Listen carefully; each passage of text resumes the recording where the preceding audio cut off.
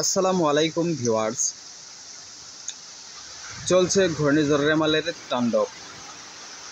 এখানে বাতাসের সর্বোচ্চ ঝাপটা লক্ষ্য করা যাচ্ছে ৮০ থেকে ৮৫ কিলোমিটার, গতিবেগ রয়েছে ৫০ থেকে ৫২ কিলোমিটার। লোকেশন টাঙ্গাইল মধুপুর। সাথে ভারী বর্ষণ সহ